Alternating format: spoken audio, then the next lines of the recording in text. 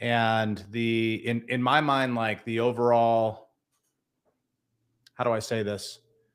The overall strategy around social media is cool, but it's a long play, and it's, in my opinion, it's not a reliable source. And here's what I mean by that. You're at the mercy of whatever Instagram, Facebook, TikTok says the algorithm is. And so I think social media is great to stay in front of past clients and friends and let them know that you sell real estate. So it's a constant reminder, but it's just an additional layer to everything else you should be doing. But the point I had, and I kind of want your thoughts on it, is unless someone, in my opinion, is at a 9 or a 10 in generating real estate business from a different source, internet leads, expireds, FISBOs, open houses, I think that social media should be a light accent, not a main source of business. What do you think?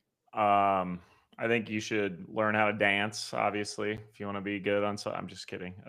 Yeah, I think what your takeaway is, your social media is a long play. So if you're trying to make money today, it doesn't matter if you put, you know, 40, 50, 60 hours a week into social media. It's not going to equate to a closing today. Is that what you're getting at? Yeah, I mean, I think it's a waste of time and energy to put a ton of it into social media for a couple reasons. I think you're at the mercy of the algorithm, number one. Number two, I think there is a lot more people doing it today than there was 2 years ago. Can we talk about the mercy of the algorithm real quick? Just yeah. Something that's funny. I get these ads that pop up on TikTok, and it's like, hey, get 380,000 views. Okay. And you know, it just makes me think, like, wait a minute, if you can just give me 380,000 views, why don't you just do it? I thought my stuff had to be good for that. So that's what you mean by mercy of the algorithm, right? It picks and chooses whatever, right? Yeah, and it's and you know, people will tell you, hey, the quality of your content, the niche that you're talking about, like all of that has something to do with it. And I agree. And consistency. And I agree. I actually don't disagree with any of that. And unless it's a full-time job for you, really your focus should be, how do I put out enough to let my close circle and my past clients know that I sell real estate and that I'm an expert? So it's just one additional touch of me staying top of mind in addition to my other touch program. Well, and something you're not saying, but I know you understand, is the validity, right? So sometimes the social media reach doesn't even matter, because you bump into someone in the store or you bump into someone at a party, and all of a sudden they look you up because they find out you're a realtor, and then they see you do real estate stuff on your social media. You know, that adds validity. So I would say that's kind of like, it's part of a strategy. But I think what I'm hearing from you, and if I kind of remember that conversation you were having, someone said, hey, you know, I want to go further into social media. And you would essentially ask them, like, well, where are you ranked right now on the things you're doing? Yes. Right. So and all like the group of agents that I was talking to all ranked themselves 5, 6, 7 in the 5, 6, 7. And I'm like, all right, my response was, until you're at a 9 or a 10, like social media should be a hobby. It should be very light. It should be intentional. Let people know you're doing real estate and put intentional posts out. But this is not a lead generation mechanism by any means for a very long time. Let me give you a anecdotal experience. So obviously, I've been focused for almost a year on building a community page. And the goal of the community page ultimately over time is going to be to produce leads and to monetize and all of that. I am at a 10 in all of the areas that generate 9. I guess it's hard to be at a 10, but at all the areas that I want to generate revenue, I'm at a 9, or I have my focus to get to a 9. and I have the time allotted to get there. So so I have the time and I have the leverage to invest in building up this page to generate leads. Okay. So from a matter of time and resources, I would say I probably have a leg up on other people to get it done. And in a year, I've organically grown to about 5,000 followers, very active, very engaged, hundreds of thousands of views. And we just produced our first lead. It's been almost a year. And I'm talking sometimes 2 posts a day, and it's highly edited, tons of time and energy put into what's the content that I'm going to put out, what's the topics. So if you what's didn't have hitting, what's not income hitting. over the last year, that would have been a problem. What's that? If you didn't have income over the last year, that would have been a problem. Yes. But my point is I think it's romanticized. Like this whole idea of being on social media and putting out this viral-esque type content, because there are people that do it and have gone viral. But let's do this. Let's flip the script a little bit. I want to know your thoughts on this. I see agents who their listing videos go viral because they do a crazy, funky twist to, they run through the house, or whatever. Like they do weird stuff to get their listing videos to go viral. Does that sell the listing? Yes or no? What do you think? No, I don't think it actually sells the listing. Why not? Well, I mean, there's a number of reasons. Like, let's talk viral first of all. Let's say, what is viral in your opinion? In the real estate world, if a video got 100,000 views, I would say that's probably viral. What do you think? Yeah, okay. I think honestly, anything over like 20,000 or 30,000 views, it has hit a viral metric. So let's say 30,000 views. Here's the problem: real estate is local, so there's that issue, and I guarantee you those 30,000 views are not local. I don't know. I'd be shocked if more than 5% of them are local. That'd be 600 people saw it. And so maybe some of those people might be like, oh, I want to go check that out. But what it really does is it sells the agent, right? Yes. Yeah. And the seller might have in their mind that, you're doing something for me. So I want to hire you. And that's like a lot of things with listing homes, Brent, is, we do them to make the seller happy, not necessarily to help sell the home. Similar to open houses. I mean, we ran through these numbers. This is actually a great stat for people. National Association of Realtors says that 4% of buyers purchase a open house. Here's the problem, though, because you might be thinking like, yeah, well, that's not bad. 1 out of 25, get 25 people through, and it's going to be sold. Here's the problem.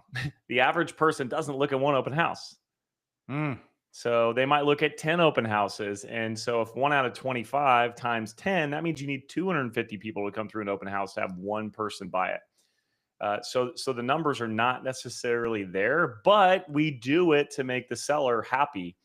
And, anyone who's been a real estate agent for any sort of period of time understands that the likelihood of you selling the home at the open house is pretty low. Right. And if you didn't hold an open house, the likelihood of you getting a buyer who wants to buy a different house is pretty high. Much higher. Much higher. Yeah.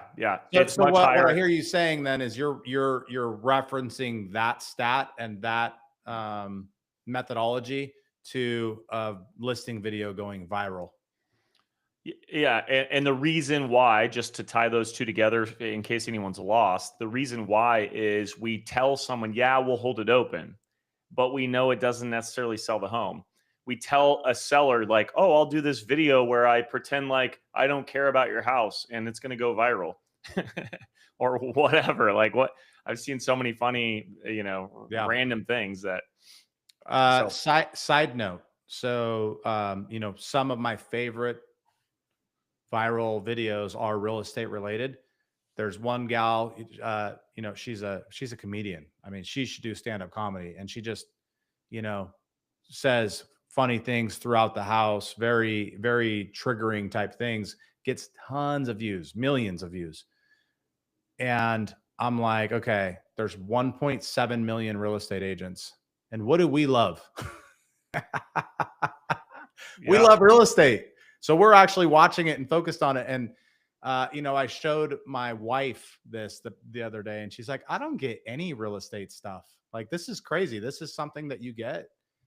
And I'm like, and she's married to a real estate agent, and she looks at homes all the time. She's always looking at homes, and she doesn't get that served up that stuff. So So you're saying the people who are liking my viral real estate video are just real estate agents? probably there's a high likelihood that it's a large percentage of them. Yeah. So, Yeah. Well, I'd love to so see that person's production, and how many deals she's gotten. I'm sure she's gotten business from it, but yeah, well, here's the thing. You will get business. As a real estate agent, I don't want to say that you're not going to get business from posting on social media, being strategic on social media, and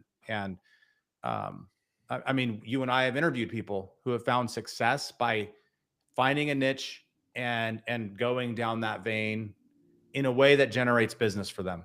yep.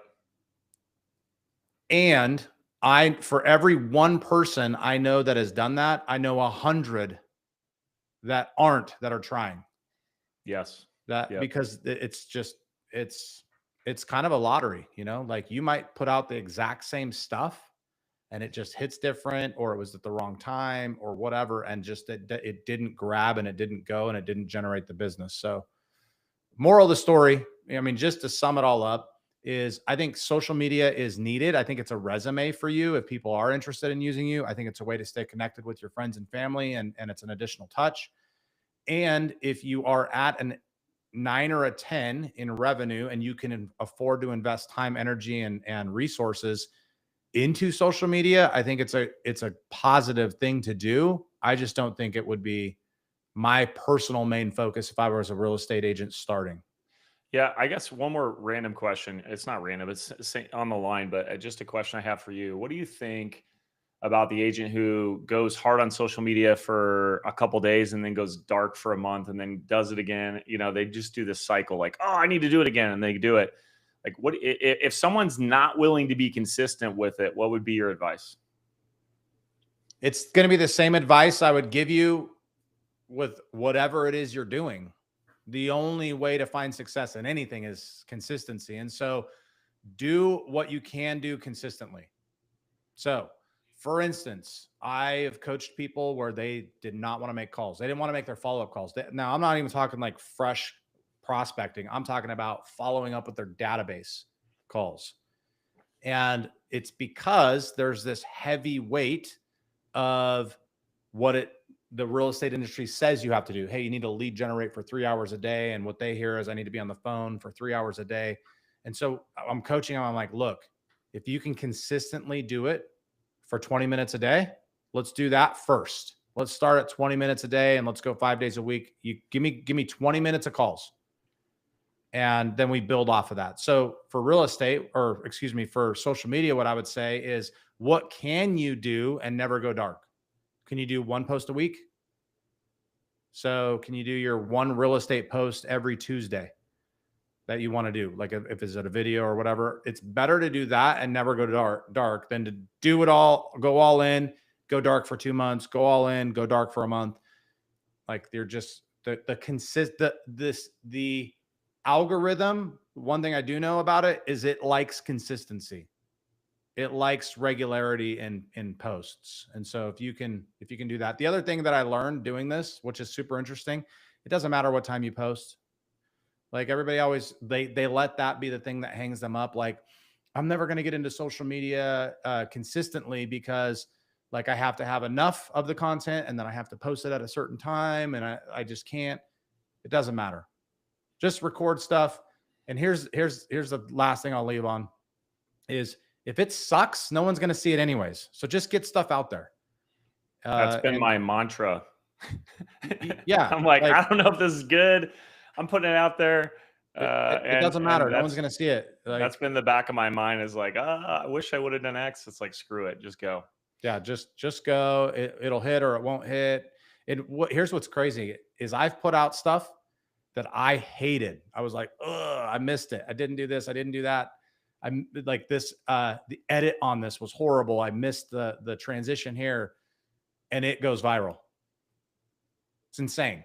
So you just, as long as you're consistent in it, you'll eventually get something out of it. But, back to, don't do social media until you've gotten to an 8 or a 9 or a 10 in what's actually going to produce you right now revenue. My takeaway is, just like if you're going back to the gym, if you hired a trainer, they wouldn't say, let's go 7 days a week for 5 hours a day. Like, No, you're just setting yourself up for failure. So pick something you can win at. So one more thing, shifting gears completely before we get to the news. We have a brand new coaching program. And I think it'd behoove us to just talk about it a little bit. What is it? Why did we do it? And I'll jump into it. So Chase, you and I both coach, and we're not cheap. So it's expensive to have a high level. So as a high level business person, if you want to hire a coach that's going to help you next level and be strategic and actually move the needle, those coaches aren't cheap. Yeah, and a lot of them times for years. We've been because it's a combination of dollars. Yeah, it's a combination of that person's been coached really well, that person has had a track record of success, and that person has opportunity in front of them, which means if they're going to give you their time, they're taking away from where they can make their own money. Exactly. Right? That was the third piece that I was trying to articulate. That's exactly right. So it's not cheap. And you and I are sitting back talking about like the impact that we want to have with people, the level of coaching that's available for people that can't afford to pay for us to do one-on-one coaching is bad, in my opinion. Like there's good coaches out there. There's good coaching programs out there, but there's not a lot of opportunity for people if they want to pay $200 or $300 a month. There's just not a lot of opportunity to have a high level coaching conversation around building a strong business that's going to produce a lot of revenue. Yeah. And so that's why you and I decided to roll into the group coaching model, where someone can be a part of higher level conversations and be connected to the same conversations we're having with these elite agents that are paying us a lot of money. We get to have those same conversations with the group. And so it's a way to be a part of coaching without having to pay the one-on-one coaching. It's a great stepping stone too. Like, I wasn't sure about coaching. I had invested in myself in training and education and seminars from an early point. I went to a training actually with Jim Rohn, and he said you should invest 10% of your income into your self-improvement. And now he's a coach, so maybe that was self-serving, but I listened. And by the way, my income went way up, so it worked for me. With that said, though, I was a little hesitant. Paying for coaching was a lot of money. I wish there was a solid group coaching program before I had hired a coach, because it was a huge hurdle and I waited longer than I should have. But we've got group coaching. Here's the coolest part about it, Brent, that I love. It's risk-free. So you get your first month for free. It's $2.99 a month, but your first month's free. There's no contract. You can cancel before you ever spend a dime. Join us for group coaching. We'll get a link in the description of this YouTube. So if you're watching this later, if you're watching it live, you can reach out to us. I think grow at realestategrowth.network is where you can send us an email. So if you have questions, but other than that, I don't know, maybe you're watching this 2 years from now and it's not free anymore. So sorry about that. But right now it's absolutely free for your first month. And we just want to pack the house. So that's what we're trying to do. Our mission is to impact a lot of people, and we want you there. Yeah. And so if you're listening to this, I'm going to give you your first bit of coaching right now. And coaching is several parts, but one of the parts of coaching is reframing the way you think or the perspectives you have, and then applying accountability to that. And so one thing that you need to understand if you're going to get into coaching is you need to be coachable. I have never, ever met someone who wasn't coachable that makes a lot of money. In fact, all of the low producers that stay low and never grow, never close anything, never do anything with their business are the smartest people I've ever met. They know everything. They know everything. And the people that make the most amount of money and find the highest levels of success are the ones that ask the most questions and are the most curious and are the most coachable people on the face of the planet. Tom Brady, I guarantee you, is one of the most coachable people on the face of the planet. Michael Jordan was one of the most coachable people on the face of the 100%. planet. And so the only thing I would say for a prerequisite for getting into our group coaching is be coachable, be curious, and be open to thinking differently, because that is the path of success inside of coaching. Yeah, I think come prepared to take one thing and implement it, right? Funny story, one of my very first coaching clients when I became a coach, 12 years ago, I was selling around 100 homes a year, so I wasn't doing bad. But this guy was selling 1,600 homes a year, and I had to coach him. So I was a little terrified, but you realize like what you just said is absolutely true. This guy came to learn and grow, and he was implementing things every call. He was finding things to implement. And, that's exactly what you will do on group coaching is you walk away with one action item that you can implement in your business, and you stack those up week after week after week, and $300 a month is going to be the best investment you make. So shall we get to some news? Yeah, dude, this first headline, man, was surprising to me. All right, let's rip it. Here we go. So agent commissions haven't dropped despite the settlement. So here's just a little tee up for everyone listening. It's in the Wall Street Journal. The title was Why Landmark Settlement on Realtor Fees Hasn't Cut Costs. So here's the summary. Obviously, last year, there was a $418 million settlement. It was supposed to reshape the way commissions are paid in real estate. Many expected buyer agent fees to drop, but instead, buyer commissions have actually gone up from 2.38% to 2.43%. So why do you think that they've ticked up since the settlement, Brent? I think there's several factors. I think the first one that we have to take into account is the market has shifted a little bit. And I think when the market gets harder, I think consumers need agents even more. So I think that's point number one. I think that part of it is market driven. Just agents are more valuable. I think part two, in my opinion, is I don't think buyer agents ever had to lean into their value or articulate their value as much as they have to now that they have to pre-negotiate their commission. And here's what I mean by that. There was, the National Association of Realtors, they put out a study every single year and they ask consumers like, what did you get from your buyer agent? Or what was the most important thing or whatever? And it was like, you read the list. I don't have it in front of me, so I can't give it to you, but you read the list and it's like, none of it is value. The consumer's perception of what a buyer agent did was like, they let me in a house. And it's like, we all know as people who have worked with buyers, that is not the value you're bringing at all, especially if you're a highly skilled buyer's agent.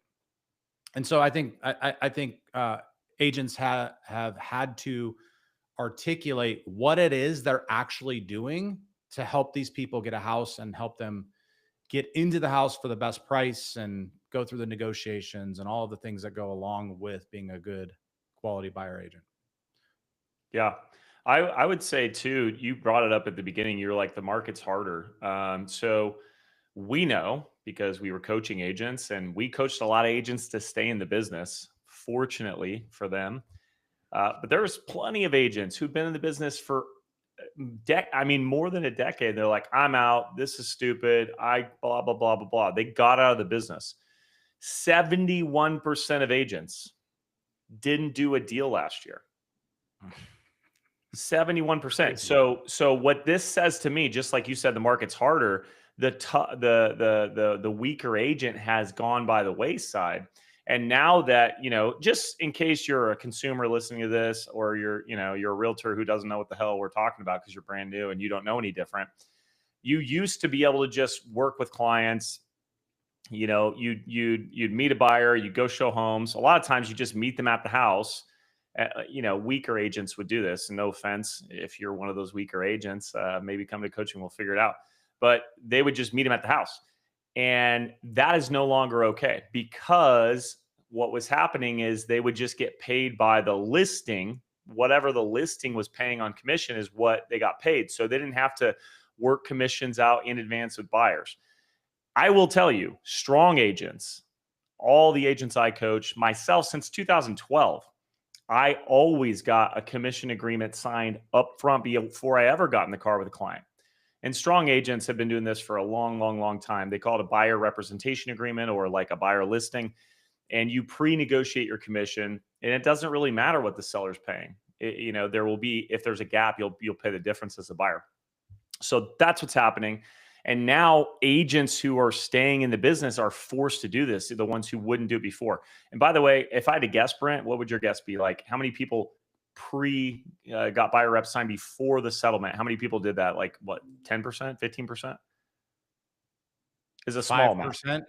Okay, 5%. Yeah, 5 to 15%. Here's what I mean. Here's what I mean is we in Idaho, we have a process like getting a buyer rep signed, or it's like more of a requirement, right, than other states. So there's a lot of states where they just didn't have the requirement to get a buyer rep signed. So, yeah. Anyways, like that. Now you have agents every agent has to get it signed today, and they have to negotiate their commission today, and they're negotiating up front, and buyers are willing to pay it. So this whole lawsuit seems like it was a great thing for lawyers. So yeah, well, and I think it also kind of doubles down on the fact that, like, there's this stigma on what real estate agents make, and everybody who sells real estate realizes that what is charged in real estate is actually relative to the amount of work and effort that agents put in. Yeah. I mean, it's not easy. There's 9 out of 10 agents fall out. Why is that? And anybody who's complaining about what agents make, come and try to sell real estate and then complain. Like, it's not as easy as people make it sound. One last thing around this, because it's kind of in line with it not being easy, is got a stat. And so I think this stat probably extrapolates through the whole industry, but this was a stat amongst a large group of agents. In order to be in the top 10% of real estate agents, how many units do you think an agent would have to close per year, Chase? Oh, well, I'll tell you what I know what the answer is, but I'll tell you what I guessed. I guessed that they would have to sell like 20 homes a year. So you guessed 20 to be in the top 10% of producing real estate agents. The number's actually 7 to be in the top 10%. And that's just a testament to how incredibly difficult it is to go out and find business and stay in touch with the people that are looking to buy or sell, stay in touch with people that aren't looking to buy or sell. So when they are looking to buy or sell, you're the person that they call. Like, this is a professional's business, and the professionals that focus on it, stick to it, and do the right things find massive rewards inside of it. Yeah. All right, let's jump to the third article. And if we have time, we can go to the second one. But the third one was kind of fun. I thought this was interesting. So luxury buyers try before they buy with home sleepovers. So this is in the Wall Street Journal. The title is Buyers Are Test Driving Homes with Sleepovers. So here's just kind of a high-level overview of what the article said. A new luxury real estate trend is emerging. Buyers are requesting overnight stays in homes before they purchase, essentially a try before you buy model. For high-end clients, it helps them gauge comfort and livability, but for sellers and agents, it raises big questions around logistics, liability, and whether this practice could expand beyond the luxury space. So this is interesting, Brent. What do you think about this? I'm over here laughing because as you're as you're reading it, I'm like, and I'm sure they're like, make sure the temperature is at 72.3 degrees. I would like to be picked up by a Rolls Royce. I want a And bowl of green M&Ms, not blue. exactly. I think this is stupid, to be honest with you.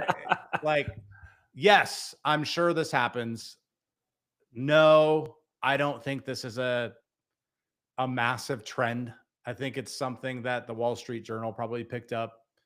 Maybe it's something that's Slow happening Newsweek. in a small niche of markets. But I think in the luxury side of things, especially probably the level of luxury that this is probably actually happening in, I don't think there's any risk. I don't think there's any liability. I think they all have a ton of money. And if they broke something, they'd pay for it type situation. So Well, let me ask you a different question. Because now this is national news, and I don't know how far this has gone, but let's just assume you have a listing and it's a luxury listing and a buyer's agent calls you and says, hey, my client would like a sleepover. How would you handle it? What would you say? What would you say to the seller? I think it depends on the scenario. I mean, so let me give you an example of what I mean by that. So I had a luxury listing in the mountains. It was a second home luxury retreat. And in that situation, the sellers would have absolutely encouraged it. Go stay there. Go enjoy your morning cup of coffee out on the love. Yeah, go fall in love with it. Go imagine yourself vacationing there, like 100%. But I think on the flip side, I think if a seller lives in the property, I think it's just going to be very situationally based. If someone came to me and said, in order for me to buy this house, I need to stay in it overnight, it's my obligation to take that to the seller and present it. And I think it's up to the seller to let it happen. I just don't think that I just don't think that it's a strong desire amongst people to want to stay in a house overnight in order to know if they're going to like it or not. Yeah, I guess I'm curious. Has anyone ever bought a home and then you slept there and you're like, I don't like this place? I'm sure you feel weird sometimes, maybe for a little bit, and then it starts to become home, but it seems pretty far-fetched. I feel like this is an agent who doesn't know how to handle their client. Yeah. And so they are coming up with these requests that are, I think, probably ridiculous. I mean, again, I'm with you. I wouldn't not tell my seller, but I would be willing to bet that the buyer agent is probably on the weaker side and maybe just afraid to confront their client. But I don't know. I guess I'm putting myself in the buyer's shoes. My clients are like, oh, I don't know. And I'm like, hey, why don't we do a sleepover? Let's try it out for a night. Maybe this buyer agent is a genius and maybe it's working. Maybe I'm clueless. Yeah, potentially. Here's the thing. I never have a good night's sleep if I'm not in my own home, in my own bed. Like especially the first or second night. Like if I'm staying in an Airbnb, the first or second night's always odd to me. I don't know why. We've been at hotels together. I know it sucks. Yep. Yeah. So to me, like the sleepover, if anything, it's going like anytime I bought a new house, the first week in that new house, the nighttime, the sleep, the sounds are different. And every house has different sounds. Every house has different traffic patterns outside. So it all feels and sounds different no matter what.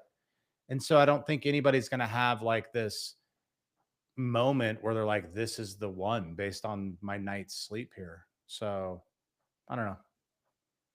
Okay.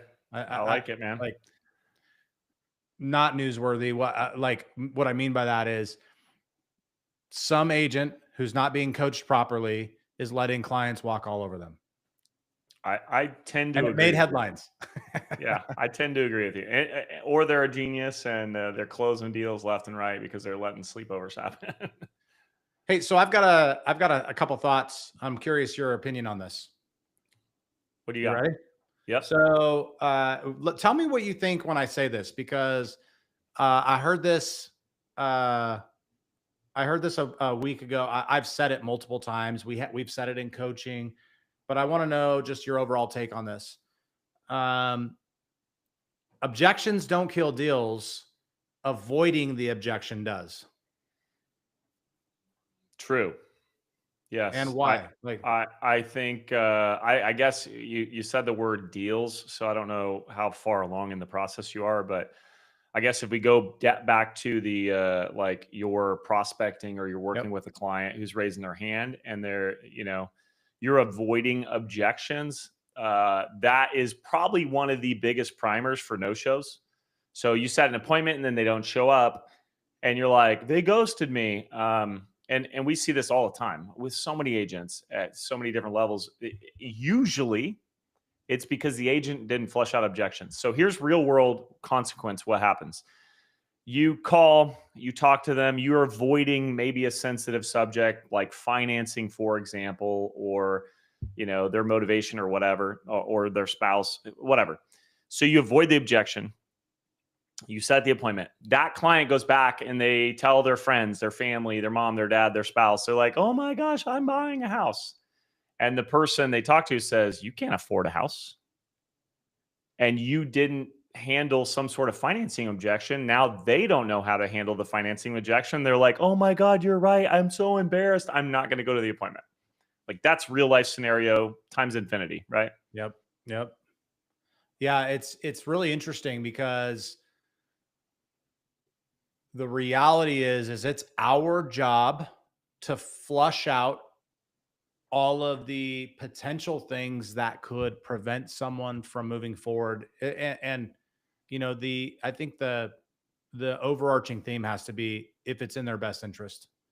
Like, if someone can afford it and they have a good enough reason, then you have to go and flush out all of the objections. In other words, you have to help them answer the questions that they don't know the answers to that help them move along the process of buying. And for whatever reason, and you're right, you said it, like at all skill levels, for whatever reason, all income levels, I'll change it. People just tend to want to avoid the objection because of the fear that if they ask the question, that they'll put the chances of closing that person on a deal at risk. For whatever reason, that seems to be the theme that I hear when I'm coaching people is they want to tiptoe or walk on eggshells around some of these topics because they're like, I'd rather handle it in person. And a lot of times you're setting yourself up for failure, just like you said, because when someone's excited, they're going to go talk to all their closest people and they're going to get their opinions without having any context or any professional opinion to back it up. Well, here's the reality. Like, people without objections aren't interested. Mm. Like, that's just a fact. Like, you don't argue. Like, if you're looking at a house and you're like, I don't like the kitchen. You're only saying that because you wish you liked the kitchen so you could buy it. Right? So people who aren't objecting or aren't pushing back, they're not even interested. That is probably the best way I've ever heard that presented, which people that don't have objections are not interested. Yeah. Why? Well, there's nothing to argue about. Like, okay, cool. You sell houses. Great. Right. That's interesting. Wow. Dude, great thought to leave on. So if you heard that, if you're watching this, here's what I would challenge you to do. I would challenge you on the next phone call that you're on and you're setting an appointment with someone, ask yourself, do you know enough about this person's situation that if I or someone else were to come and ask you, hey, what's their motivation? Okay, great. What's the motivation to that motivation? What's the reason why they actually want that thing? Great. What's their financing situation? Do you know what their credit score is? And Can we when's the just last show time they them? Because bought? I think people need to see your depth here. Okay. So you just ask me the questions. I'll be the buyer. So, what's causing you to buy this home? Oh, well, we're looking for an extra bedroom. Oh, okay, great. So how many bedrooms do you have right now? We have 3. You have 3. So when you say extra bedroom, you mean you're looking for a 4-bedroom? At least 4. Yeah. Plus we need the office. Oh, okay. So you need 4 bedrooms and an office. So if something has 5 bedrooms and an office, you don't want to see it? Or... 5 would work, I guess, Okay. as long as the floor plan's not too choppy. Okay. That makes sense. So just out of curiosity, what's so important about the 4th bedroom? Well, we have another child on the way. So we want to make sure that, they got space. Oh, okay. So why is having space for that 4th child so important? Oh, well, both my wife and I had to share rooms growing up, and we promised each other we would never make our kids share bedrooms. Okay. So what I hear you saying is that you and your wife, shared bedrooms as kids, and you guys committed to each other that would never happen. And so this new baby would cause one of your kids to have to share a bedroom, which is why you want the 4th bedroom. Does that sound right? Yeah, you nailed it. Okay, cool. Yeah, that's a lot different helping someone achieve that goal than helping someone get an extra bedroom. 100%. And also, by the way, notate that, because this is something great to come back to when they're like, you know what, I think we're just going to hold off. And you're like, hey man, so the commitment you and your wife made to make sure that your kids never have to share a bedroom, that's not important to you anymore. Yeah. And you're okay with waiting. Is this baby going in the closet? What's going on here?